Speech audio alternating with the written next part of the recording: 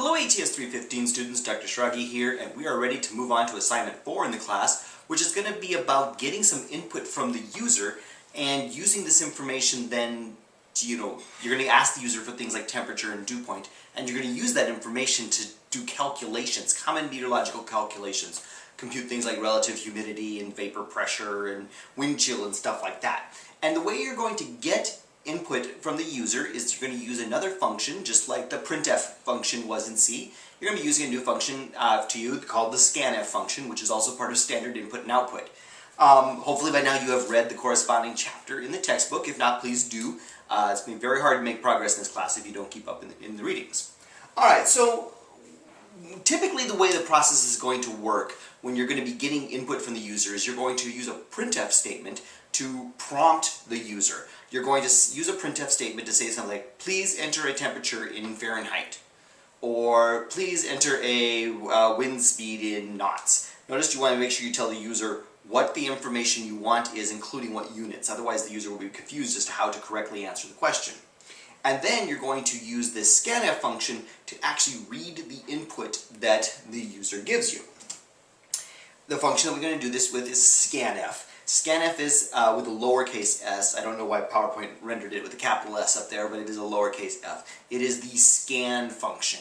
Scan is a word that in computers they typically use to mean something like find input or something like that. It's a function in this case. Scanf is a function. Just like Printf was a function, Scanf is a function that accepts input from a keyboard and puts that input into a variable. So you'll have declared, say, a floating point variable called something like tempf for Fahrenheit temperature, and then you'll prompt the user with a printf statement, please enter a temperature in Fahrenheit, and then you use the scanf function to read the input from the keyboard and put it into the tempf variable. And we'll see how that's done. Here's a little piece of code. Again, I've only given you just a little main block of the program here. This could be a piece of a code, though, that with pound includes and stuff like that up above it. So here's my little main block of code here. I've got a floating point variable that I foolishly just called temp. I should have called it tempf or something like that. And then I'm prompting the user to enter a temperature, and I didn't tell them to enter it in Fahrenheit or anything like that. I probably should have. And then I'm using this scanf function here. Scanf is a function. It has arguments. Pieces of information that it needs in order to work. In this case, it has two arguments that it's going to need. The first argument contains the format specifier of what you're trying to read. In this case, because temperature is going to be a floating point number, our first argument is %f, because we need this information that's coming in to be in a floating point format. If you want your temperature, let's just say it was 1 degree outside, you don't want them typing ONE for 1 degree, right? It's going to be a floating point number. Now, admittedly, the user's probably going to just type the number 1, but that's okay. I mean, the computer will understand that they mean 1.0 degrees. Notice that the type has to match here. So we're reading in a %f format, that's our format specifier. So clearly the variable that we're reading into is going to have to be a floating point number.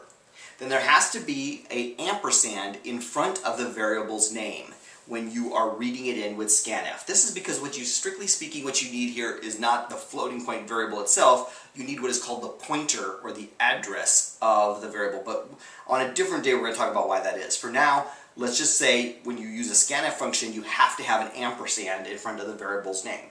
So you're going to be reading from the scanf says you're going to be reading from the keyboard a floating point number, and you're going to be putting it into temp. I guess in this case it's temp, but I thought it was tempf. It's temp. Okay, that's what the ampersand is telling us here. It means we're going to be putting it into tempf, or temp in this case here. This is not a very difficult thing to do, and we're going to do some examples real quick. Well, I'm going to bust out of here. We'll show you some from the keyboard here. But I wanted to real quick just sort of show you what you're going to actually do in your assignment is you are going to prompt the user to enter whatever it says on the last page of this chapter in your textbook for assignment 4. I think you asked the user for temperature and dew point and pressure and wind speed and wind direction, I believe. And from that, you're going to be computing things like the vapor pressure, the saturation vapor pressure, the relative humidity, the potential temperature, wind chill temperature, and zonal and meridional winds. Now, you need to be very explicit when you are asking the user make sure you know what units you're getting the answer in. Tell the user to enter the wind speed in knots or meters per second or whatever you want, but that's what you're going to be asking for. And then when you get to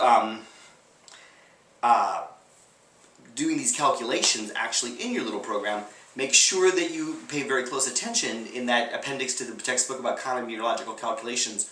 What should the units be? You might need to do some conversions. And what are the units of the result of those equations? Again, you might have to do some conversions. All right. Now, what I'm going to do here is I'm going to break out and I'm going to show you some examples of how this is going to work.